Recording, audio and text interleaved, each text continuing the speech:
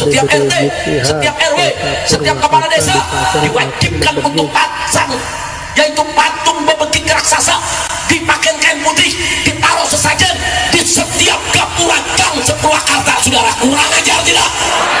Jadi bebegik yang di Jawa Barat untuk di tengah sawah, di Purwakarta ditaruh di tengah kotak, dijadikan dewa. Saudara, nah, saya mau tanya, itu adat Sunda bukan?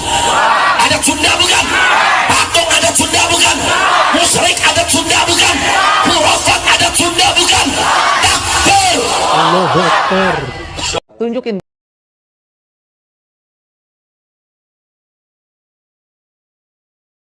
Habib Patung itu Rizik di mana? provokasi warga Jawa Barat khususnya Loh, Purwakarta enggak. Mereka salah dengan mengatakan pemahaman. patung yang dibuat Di KDM Purwakarta musyrik. itu, Berikut ini patung itu jawaban bukan dari barang Deddy baru. Mulyadi.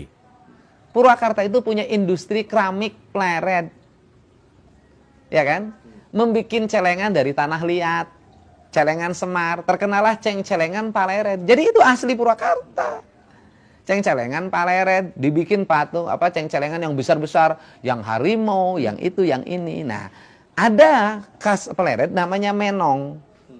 Nah, menong itu adalah identitas Pleret dan menjadi khas Purwakarta hari ini. Saya menjadikan menong hari ini menjadi asalnya mukanya perempuan, menong itu, ya kan? Diganti oleh saya mukanya jadi wayang dua muka. Kalau ada Dorna, di baliknya ada Semar.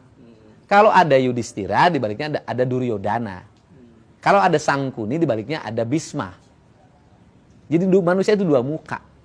Saya pasang di gerbang masuk ke arah Purwakarta lewat Jatiluhur. Itu khas yang bikinnya orang Pleret. Itu identitas kita. Terus pertanyaan saya, yang problem apa?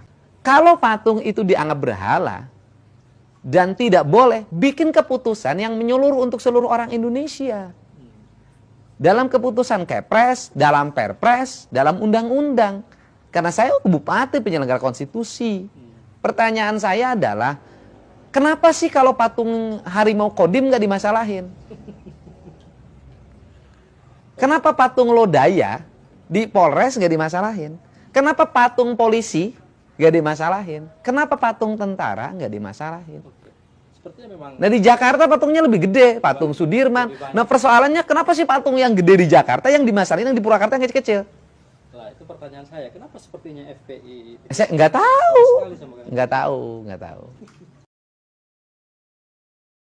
Nah, yang disebut menistakan itu apa? Orang menistakan agama itu, orang miskin lapar, nggak dikasih makan. Orang kayanya tertawa terbahak-bahak, itu menistakan agama. Anak-anak yatim dibiarkan terlantar. Orang-orang sakit dibiarkan tanpa pengobatan.